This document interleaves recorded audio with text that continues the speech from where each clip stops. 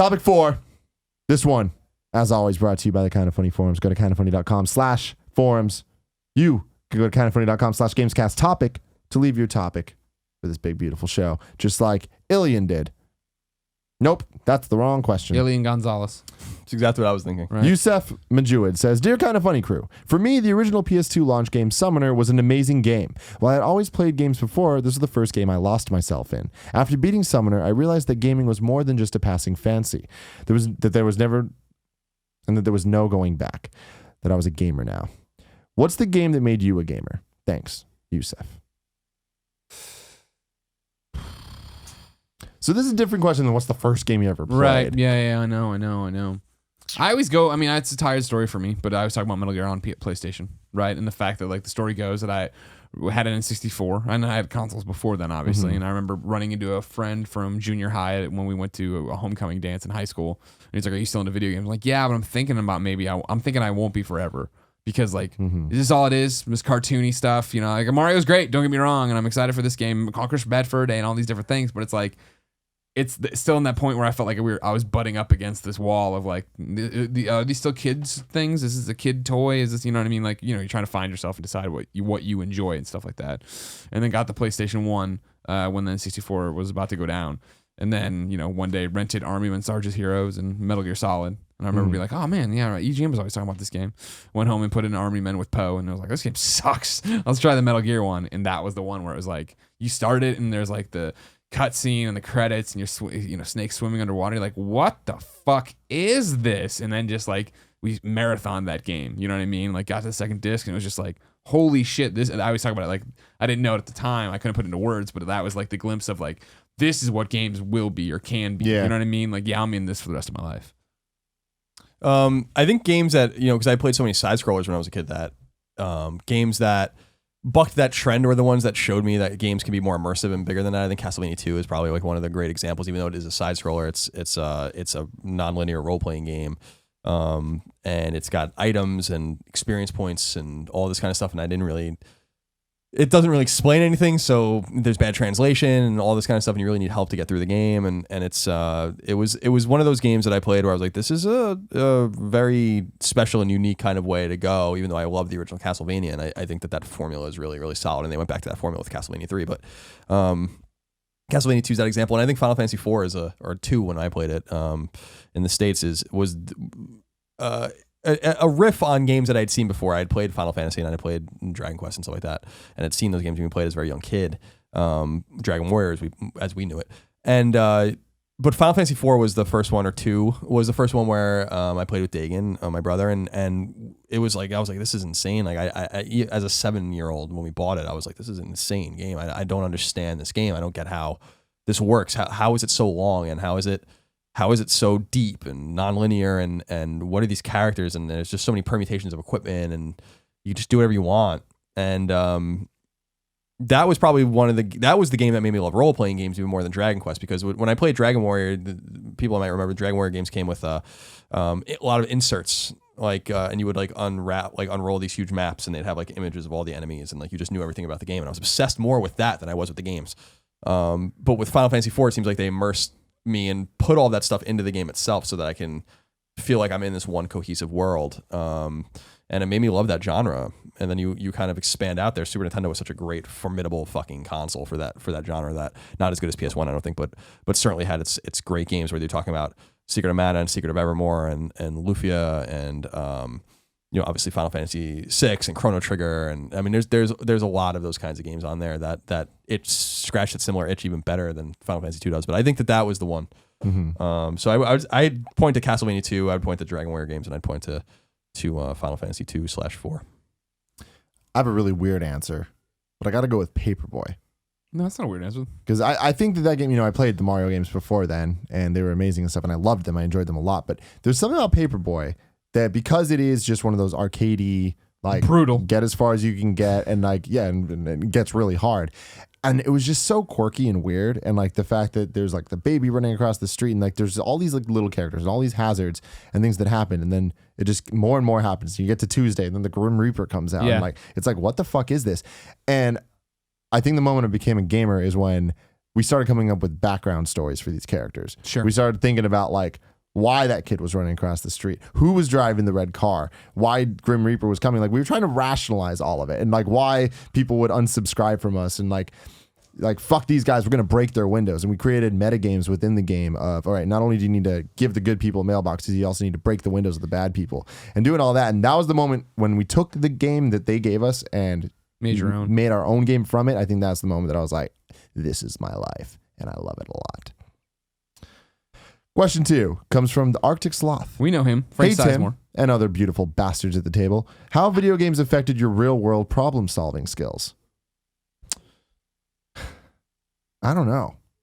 I'm not sure that they have, to be honest. I mean, game logic is totally different than real world logic mostly. Mm-hmm. In my experience, I mean, game logic is its own thing.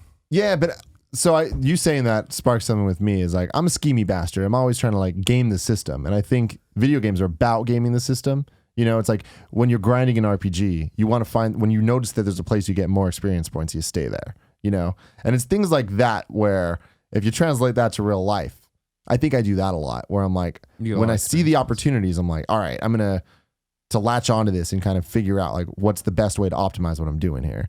And did video games teach me that? I don't know. Maybe More of a don't give up attitude, I guess. You know what I mean? Like I feel like games, you're like, there's a way to beat this. You know, I haven't figured out yet, but there's a way to beat this. I feel like maybe that's something you do there, but it's not like, I think super easy to be like, well, I think adventure games taught me that I should always go up to doorknobs and try to touch them with the banana to see, you know. Because adventure games are dumb. They are. The old adventure games are really dumb, Kev. This is an interesting question that I'm excited to hear what you guys have to say. Icy Flames 96 says, hey, Tim, Colin, and Greg, is it possible that the Ratchet & Clank reimagining might be in some danger because of its release window? First off, at PSX, an April 12th release date for the game was announced, which is the same day Dark Souls 3 comes out. Also, Uncharted 4 was pushed back to April 26th, which is 2 weeks after Ratchet & Clank releases. These two factors will definitely hurt its sales to some extent, but how significant do you think it will be? Keep up the great work. I don't think expectations were high for that Ratchet & Clank remaster or whatever, re-release, reboot, whatever. And I think they're aiming at different audiences. I don't think you have to worry about Dark Souls people. Like, well, I was going to pick up Ratchet & Clank, but Dark Souls is out. You know what I mean? Sure, don't get me wrong. There's some of you out there who just said that. But I think I think the fact you're timing it with a movie, you're trying to get new, younger people into it, right? Mm-hmm. So are new, younger people afraid of Dark Souls? I don't think so. Yeah, I Uncharted, don't think there's enough of a thing there, and it's also the same thing. Like the super hardcore PlayStation fan is going to pick up both Ratchet and Uncharted and be ready for that. Mm-hmm. Yeah, I don't know that it matters. I don't think the play with Ratchet is the Ratchet reboot is to sell a lot of copies to PlayStation owners as much as it's to be available for people that see the movie. Yep, you leave the movie, you go buy the game. I think their play is just that they hope Ratchet can live again, and so I think that the play is like that doesn't matter when it comes out. It just needs to resonate with moviegoers. People that want to buy Ratchet are going to buy it, and the people that know about it are going to buy it too. And so I'm not so sure that, to Greg's point, that I don't think expectations were especially high for Ratchet as it was, or as it is. R Shaw 8 says, hey guys, do you ever feel like you consume a game too quickly so you don't savor the experience? Whenever I find a game I'm really into, I'll play it nonstop until completed and then have no reason to continue playing. I feel like this might be lessening my experience and cause games to be forgotten all too soon. P.S. for Colin, this is also true when reading books for me. Oh. What about you? No, I'm with books sometimes, but with games, I actually play them pretty slow. A few hours at a time. I usually don't play games for more than a few hours at a time. It's just not. I used to when I was younger. I used to play games all day, but I just don't want to do that anymore. So no, I think that sometimes I play them too slowly, and then something else, some other shiny object catches my eye, and I don't finish it. I mean, that happened to me a lot last year. So there's something to be said about playing, getting them out of the way. I don't think there's anything wrong with that. It's about developing the experience you kind of want to experience with that particular game.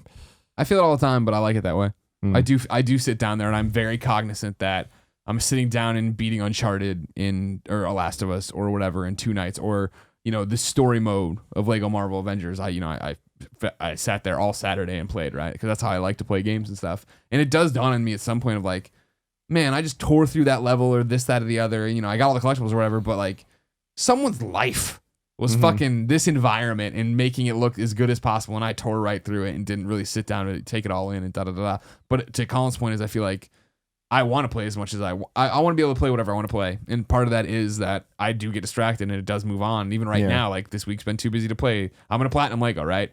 But it's been too busy to play Lego. So it's like Saturday, I'm going to sit down and go balls deep in Lego again just to get it done so I can get to The Witness before I get to Firewatch, before I get distracted. I'd like to try the Gravity, you know what I mean? Like there's so many things that pile up and get there that it's like, that's how I like to consume it. But I do think every so often of like, man, I wonder if it at a different pace.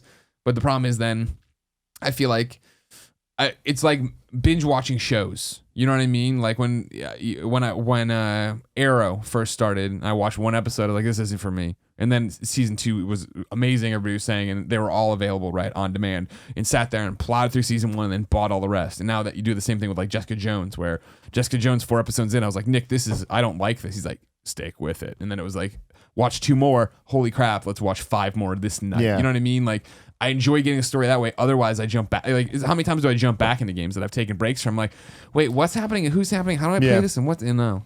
Yeah, no. I mean, I definitely do not play games like I used to, because back then I didn't have too many. So I was like, this is my game for the next 3 months or whatever. And I would make up stupid paperboy stories and shit. Yeah. But like, you really would read every sign, talk to every non-playable character, do all that stuff. Now it's more like, all right, let's just keep going. Let's just like, not worry about it. Even platformers. I love platformers so much for their like artistic design and like the music and the sound effects and all the little tiny things. The nuances. I don't know, notice them too much. It's when a game makes me stop and slow down that I'm like, oh shit.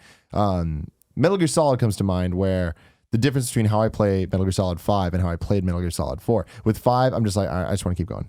There's so much to do. I just want to keep going. Sure. Just keep going. Whereas with 4, I was so, as a fanboy of Metal Gear Solid, I was like, I love this. I don't want it to end. And I knew it was going to. I knew that the story was going to be told. So I like had to pace myself. I'm like, I'm limiting it to 1 act a night. Like I cannot play more than that, or else I'm just going to be done and it's going to be over. Sure. So I think there's some a lot games of use it different to their experiences. advantage. You know what I mean? Back to the Last of Us example, right? Like that was a tear of I'm playing and I want to consume this. I love it so much, and then they force you to slow down, right? With the giraffe scene. Yeah. And like I remember, I tell the story too, where it's like, all right, I think it's about to end, so I'm gonna go out and walk Portillo. And when I did, reflecting on that scene, like tears come to my eyes of like how much we had just been through, and then it gives you that moment of like now you're supposed to think and you're supposed to reflect and you're supposed to take it all in. Yeah. Final question for the day. Visage says, do you think Let's Plays hurt game sales? Many people began using Let's Plays as an alternative to buying and playing games, especially with smaller titles. Do you think this is harmful for the industry as a whole, or does the additional advertising of Let's Plays help increase the game sales? I think it's great. I think it's the exact opposite of a problem. I think that I think the people are like, well, I can watch this game, I'm not going to buy it. You probably weren't going to buy it to begin with. Yeah. You probably weren't on the, and how many times have we seen it go the other way where, I did That Dragon Cancer Let's Play, right? And I said at the beginning, like, this is very narrative driven, and like Emily is Away. This is another great example, right? We're going to play through this, and like, if you like this, go buy it. You know what I mean? You've watched us play this thing. If you don't think you're, so many people tweeted me that they went and bought that game and they don't have a gaming PC and this, that, the other. Like, that's the way to do it, right? If you're going to have a game spoiled on that level, then yeah. But I Let's Plays are always about, at least from what people tell us and what the few that I watch, like, because I want to watch them, it's about personality, right? I want to see that person. I want to see their reaction. I want to know what they're thinking about it. It's not, man, I really want to see how this game goes. You know what I mean? If that's the case, then it's a game I didn't really want to play. I just wanted to see that scene every And then you're about. either sold or not based on the Let's Play. For me, you guys are used to this, but I'm still new to the scene of all this. But I am shocked at how many people have tweeted at me saying they bought Amplitude because of the Let's Play we did. And so many people were like, I even watch your Let's Play, I don't really know what's going on, but like I see that you're good at it. And if you're good at it, that means that you put thought into it because you don't really play too many games or whatever. I'm like, I love how much thought the people put into it because they're coming for us, you know, and seeing something that we enjoy, they're like, oh shit, I might enjoy that too. Right. So that's really cool. I think, and I don't know, there's no numbers behind it, but like Dan and Patrick's Mario Maker rivalry sold Mario Maker for sure to so many people and showed the longevity and how crazy you could get with that. You know what I mean? And again, that even if you don't want to make those levels, you can go play. That's got to be the biggest thing, right? Yeah. You can go play Dan Reichert's level. Yep. Can you beat the Danocalypse or whatever the hell it was called? You know what I mean? Yeah. No, man, it's great. No, I don't agree that it's bad. I think there are some games that it could hurt with Until Dawn, for instance, or something like that, a game like that, where it's very narrative driven. You don't necessarily need to or want to play and you just want to watch it. But I think that there's a net gain on almost every game with Let's Plays unless the game sucks. I mean, even with Until Dawn, my thing is, I played it with Nick for I'd say maybe 85% of the game, and then I fell asleep. So because it was the 24-hour live stream. Extra Life, what up? It was like 5 a.m. But then I watched the rest on YouTube, and like that was fine for me. I'm like, I got the experience of whatever. That's the type of game. But having said that, I totally want to buy the game for parties and stuff because it's like such a cool party game. And like, even though I'm like, oh, I'm just watching this, it's great to have because it's like, Until Dawn's one of those games where it's like, whether you watch it or not, you want other people to experience it. Yep. It's like a good YouTube video. It's totally like you want to take credit for That's it. got to be one of the best examples you'd think, right? Of like when I beat Until Dawn, like I want to see other people play it. So if I don't have that readily available, I want to do that. And we've seen so many people tweet that, yeah, they saw it and they were scared. They thought it was gonna be super scary. They see it's not. Now they want to go play it with their friends and show it to other people. This episode brought to you by Loot Crate. Loot Crate is a monthly subscription box service for epic geek and gamer items and pop culture gear. For less than $20 a month, you get 48 items that include licensed gear, apparel, collectibles, unique one-of-a-kind items, and more. Make sure to head to lootcrate.com/kfgames and enter code KFGames to save $3 on any new subscription. Loot Crate's more than just a subscription service. It's an entire community of fans that share their experience and interact with each other around the unboxing of each month's crate. And they guarantee $40 in value in every crate. Sometimes it's a lot more. Every month there's a different theme and all items are curated around that theme. For February, we've braved the dangers of Alexandria and bribed some mercs with chimicham. My lord, my mouth today is just rubber Filthy. and filthy garbage. All right. We braved the dangers of Alexandria and bribed some mercs with chimichangas to bring you the finest loot this side of the afterlife. This month's theme is Dead and reaches across genres to bring you exclusives, including a t-shirt and 2 figures to celebrate new episodes of The Walking Dead and Deadpool's solo film debut. Remember, you only have until the 19th at 9 p.m. Pacific to subscribe and receive that month's crate. And when the cutoff happens, that's it. It's over, Jack. So go to lootcrate.com/kfgames and enter code KFGames to save $3 on your new subscription today. Gentlemen, thank you. Thank you. This has been fun. It has been. Kevin, thank you for not making too much noise this episode. Yeah, only unboxing records for some reason. I love you all. You're that bored over there. You guys are amazing. I will see you soon. They're old. You're cool. Bye. Oh, records. You can't break a record.